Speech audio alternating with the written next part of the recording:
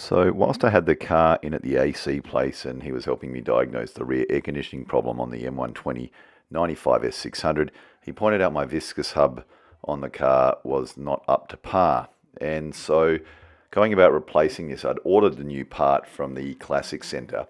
Now, while I was doing the engine harnesses, MMWA and TJ gave me a hand to get this off. Now, we didn't have the adapter plate. I needed the radiator was already empty anyway, so we took that out in the condenser for the AC unit. And then without the special Merc adapter tool, you can actually just rattle that off in a counterclockwise direction. So the viscous hub comes off pretty easily that way. There's the new part, and in 2026, that cost me 800 US bucks. So here's the old one coming off after taking off the 410s. You're going to reuse the blade after a good cleanup, or the fans, and then put the new one in. Now, to get this done, the AC condenser needed to come out, the radiator needed to come out, and subsequently the coolant needed to be drained. Now here's our new viscous hub from the Classic Centre, looking uncharacteristically wrapped for a new Merc part. So I'm not sure if somebody bought that incorrectly and they wrapped it up again. There's the old one out. So time to go clean the fan. But then looking at the old viscous hub, what was interesting is this original part from 1993 by the look of it, with the stamping on there for 93. And here's our new one. There was a little bit of oil leakage in there. I'm not sure if they overfilled it or they stored it incorrectly. But anyway, here's our new unit. As I said, still available in 2026 from the dealer, or I use the Classic Centre. Inserting that back in, and then we're going to put that back on.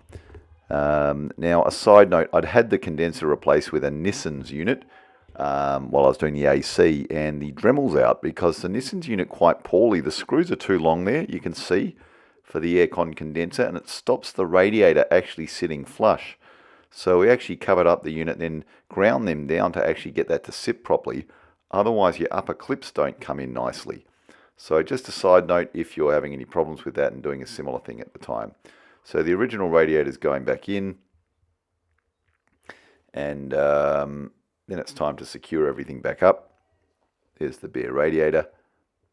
What I thought was very cool, that's actually the washer fluid volume gauge. You can see it's got like a 5-litre capacity. There's gradations on it. I think that's only on the 600. It's a very cool little gadget. And obviously the cross member above the radiator has been removed. You can see those 3 10mm bolts. That's all that was holding them on.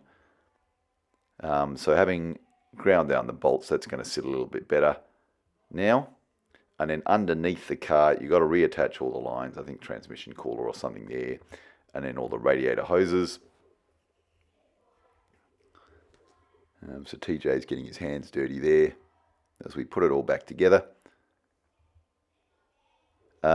If you're looking for other good videos, half-assed restorations, I think he used to post as Uber Alice V12, puts up some great stuff, but his original videos went down, so he's started putting a few things up.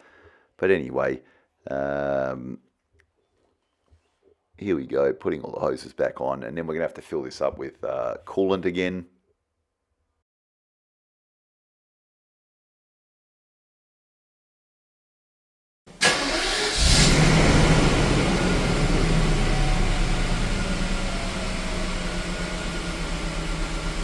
Heaters on, just to ensure the coolant goes through.